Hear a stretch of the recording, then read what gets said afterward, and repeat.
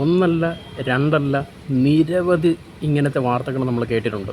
അതായത് ലോൺ ആപ്പിൽ നിന്നും ലോൺ എടുത്ത് അതിൽ കുടുങ്ങിപ്പോകുന്ന പലരും ചിലപ്പോൾ അടവുകൾ മുടങ്ങിപ്പോകുന്നത് കൊണ്ടോ അല്ലെങ്കിൽ മറ്റെന്തെങ്കിലും കാരണങ്ങൾ കൊണ്ടോ ഈ ലോൺ എടുക്കുന്ന ആളിൻ്റെ ഫോണിലോട്ട് കടന്നു കയറാൻ, അവരുടെ പ്രൈവസിയിലേക്ക് കടന്നു കയറി ഈ ലോൺ ആപ്പുകാർ അവരുടെ കോൺടാക്ട്സും അതുപോലെ തന്നെ ഗാലറിയിലുള്ള പിക്ചേഴ്സും വീഡിയോസും എല്ലാം ഹാക്ക് ചെയ്ത് അതിൽ കൂടി അവരെ ഭീഷണിപ്പെടുത്തുക. അതായത് കോൺടാക്ട്സിൽ ആരെങ്കിലും ഉണ്ടെങ്കിൽ അവരെ വിളിച്ച് ഭീഷണിപ്പെടുത്തുക. അങ്ങനെ ഏതെല്ലാം രീതിയിൽ മാനസികമായിട്ട് ഈ ലോൺ എടുക്കുന്നവരെ ഭീഷണിപ്പെടുത്തി തളർത്താൻ പറ്റുമോ ആ രീതിയിലെല്ലാം അവരത് ചെയ്തതിന് ശേഷം ഇങ്ങനെ നിരവധി പേര് ഈ ഭീഷണിയിൽപ്പെട്ട് ആത്മഹത്യ ചെയ്ത വാർത്തകൾ നമ്മൾ കേട്ടിട്ടുണ്ട്. ഇപ്പോൾ ഈ ഇടയ്ക്ക് ഡെൻ്റൽ കോളേജിൽ പഠിച്ച ഒരു നിതിൻ എന്ന് പറയുന്നൊരു കുട്ടി മരിക്കുകയുണ്ടായി.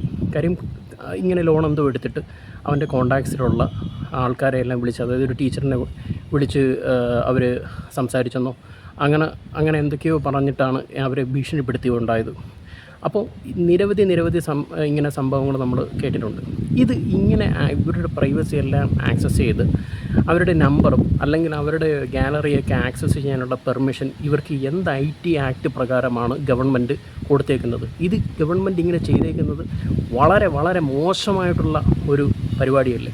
കാര്യം മറ്റുള്ളവരുടെ ഫോൺ നമ്പറിൽ നിന്നും അല്ലെങ്കിൽ മറ്റുള്ളവരുടെ ഫോണിൽ നിന്നും പ്രൈവസി ചോർത്തുക എന്നുള്ളത് എന്തിൻ്റെ അടിസ്ഥാനത്തിലാണ്?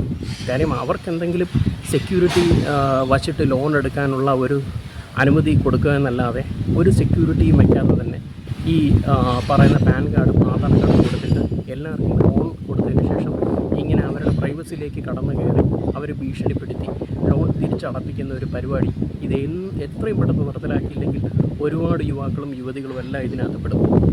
അപ്പോൾ ഇതുപോലെ തന്നെയാണ് ഇപ്പം ഓൺലൈനായിട്ട് കുറേ ഡേറ്റിംഗ് ആപ്പ് തുടങ്ങിയിരിക്കുന്നത്. ഇതിൽ നടക്കുന്നത് പക്ക അനധികൃതമായിട്ടുള്ള പ്രവൃത്തിയാണ്. അതായത് 9 രൂപയ്ക്കും 8 രൂപയ്ക്കും റീചാർജ് ചെയ്ത് വിളിക്കാമെന്നുള്ള വ്യാജേന വിളിച്ചിട്ട് അതിൽ നിന്നും കാശ് കൂട്ടുകയും പിന്നെ അതിനുശേഷം അതിനകത്ത് ബാക്കി എന്തൊക്കെയാണ് നടക്കുന്നതെന്ന് എല്ലാം അറിയാം. അപ്പോൾ ഇതിനായിട്ട് കുറേ പെണ്ണുങ്ങൾ ഇറങ്ങിയിട്ടുണ്ട്. അപ്പം ഇതൊക്കെ സത്യം പറഞ്ഞാൽ പക്ക ഇല്ലീഗലായിട്ടുള്ള ഒരു പ്രവൃത്തിയായിട്ടാണ് സമൂഹത്തിലുള്ളത്. അപ്പം ഇതൊക്കെ സത്യം പറഞ്ഞാൽ എത്രയും പെട്ടെന്ന് നിർത്തലാക്കിയില്ലെങ്കിൽ ഇത് സൊസൈറ്റിക്ക് വളരെയധികം നാശം വിതയ്ക്കും.